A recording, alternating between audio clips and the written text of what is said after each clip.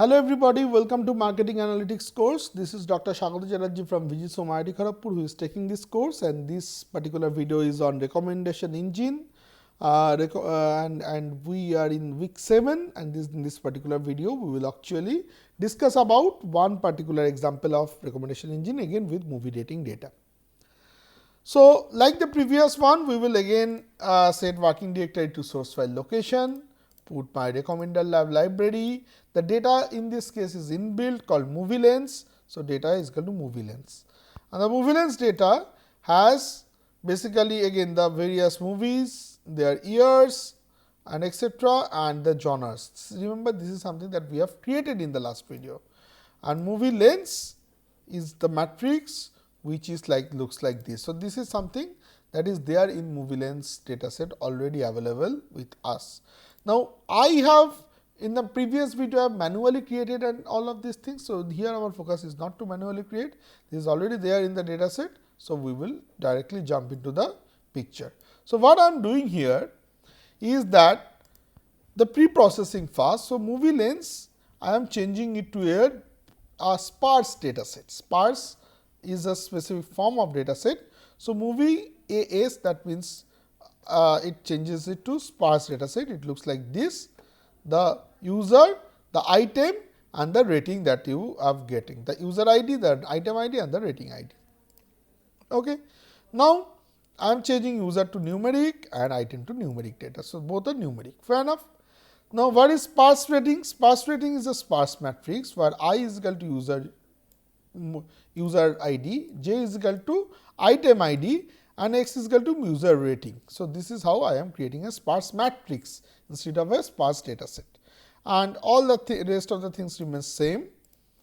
So, now I have created a sparse matrix which is a big matrix which looks like this. So, carefully see, these are the dimension names U1 to user 1 to user 943, and this is movie 1 to movie 1664. There are 1664 movies.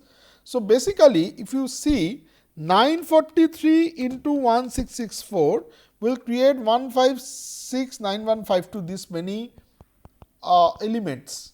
Now, this many elements, this many reviews are not there. Actually, if you check the large matrix, there are how many reviews? There are 99,392 reviews, unique reviews.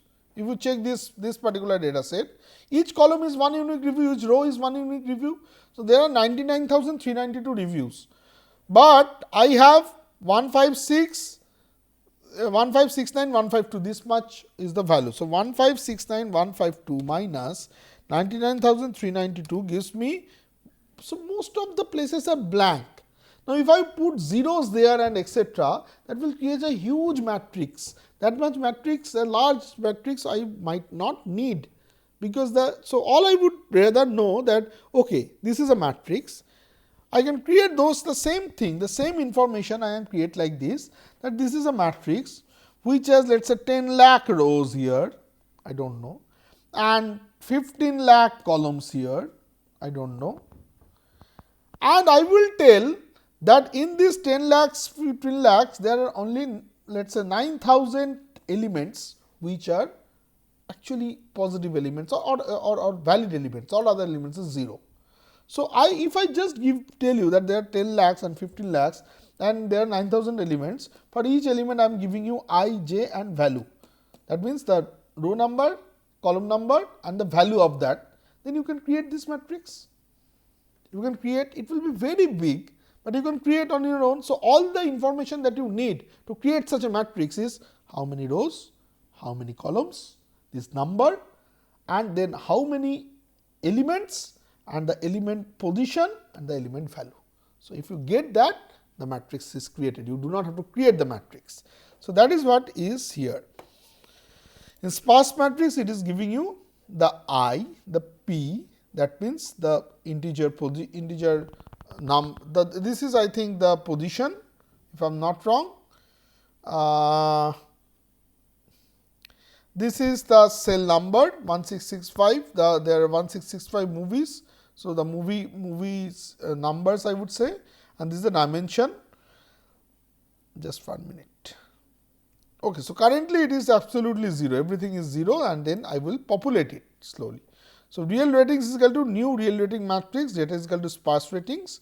So, if I just populate it real ratings, this will give me the same thing what the rating figures are given. See, the rating figures are given here 4, 3, 1, 2, etc., etc.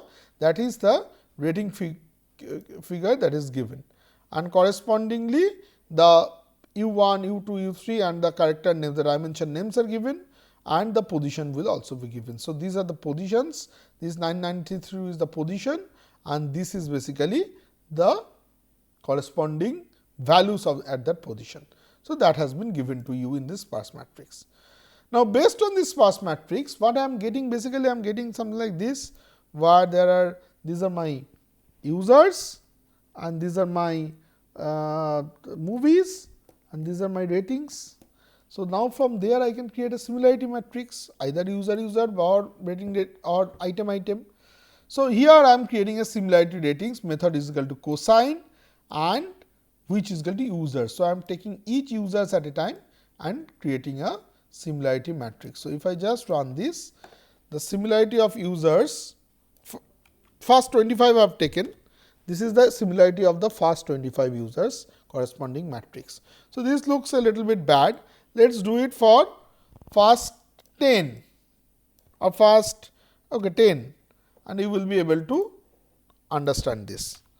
So, this is the similarity matrix for first 10 guys, and if I just find out the image, that is the image. So, the more red it is, the stronger is the similarity between two people. So, 1 to 25 I have taken initially, I will come back to that 1 to 25 and then I will just run this once more.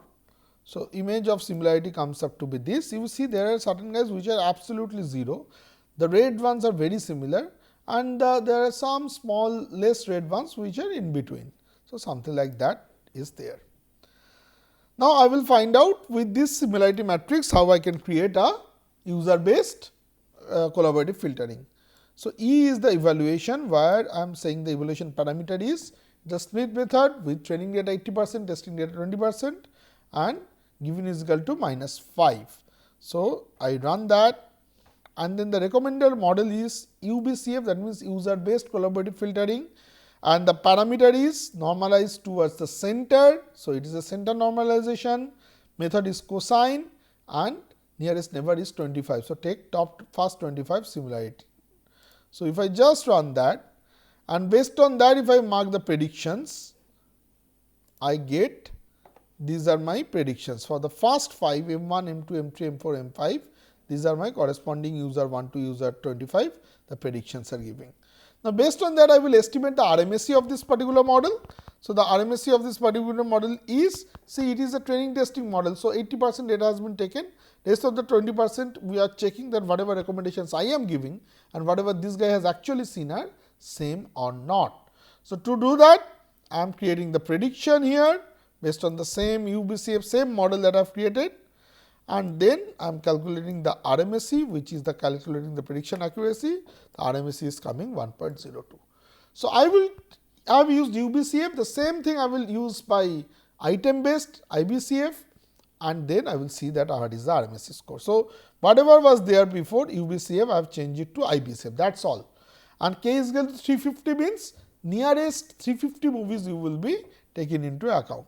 So, instead of 25, because there are more number of movies and very less number of users. So, user to user similarity 25 users is okay, but movie to movie similarity you have to take more movies. So, that is what I am doing here and then predicting it.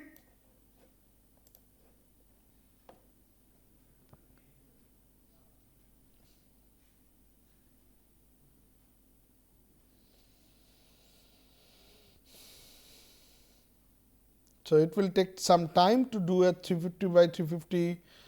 You might want to probably run it in the background, because it might take some time, because I have taken 350.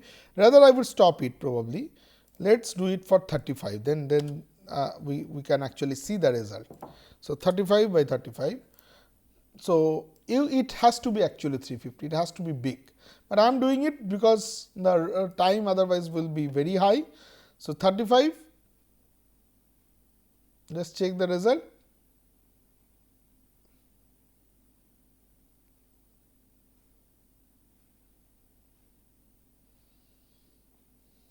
Okay, it is still taking quite a bit of time. So, let it I will give it 1 minute. If it does not stop in 1 minute, then we will see, we will probably reduce it. So, the real ratings, then what we will do is we will actually change it to probably a little bit. So, I have got 35 for M1, M2, M3, M4, M5, and that is something that has been plotted for the 25 observations. And then if I do it for set seed 1, the same thing, k is equal to 35, and try to make the prediction, I will get the prediction something like this. So, it might take 1 minute again, because now it will be creating the model for the testing data, and with the testing data it will create the prediction, and then match the prediction with the actual value, and it will give me the RMSE score. So, it might take another 1 minute probably to give the RMSE score. If you remember, the previous RMSE score was 1.02. So, I have to check that whether this RMSE score is similar to that or not. So, you can do so here it is 1.35, which is higher. So, user to user is something that matches better than item to item. So, this is a trial and error procedure, and the model application is what? So, let us say for item number 610, I will be creating that whether somebody should see it or not. So, 164 ratings of class and this class has been used. For user 610, the best movies are M831, M100, M574, M623 and M1502. So, again the reference is this particular link. You can go and read about from this link the details, that the code has been taken from there. But the idea is that you can create a user, even if you have a huge rating matrix, you can change it to your sparse matrix and then use the recommender lab. Recommender lab I am suggesting because recommender lab is fast, much faster than you running your loop. If you do not want to use recommender lab, you can run your own loops also. It might take a little bit more time. If you do column operations, it might be a little bit more faster, but that is something that you can do. So, we have discussed quite a lot about recommendation engine for the last 6 videos. Please carefully see them. The codes sometimes are difficult. Please listen to it carefully and try to do it on your hand, try to do it in a new data set. Best practice is create a new data set from some other sources, from let us say a source that is available in Kaggle, or you get your own data set from somewhere, or create a small matrix on your own and then try to replicate whatever data that we have done, because these codes were ready made for that particular data. That is why it is coming very simple and smooth, but if the data is bad, then the codes has to be changed, and you have to actually fight a little bit to find out those codes. So, I will strongly suggest try to do that, and in the next week we will meet with newer topics. Thank you very much for listening to me and following me up, and I will see you in the next week. Thank you.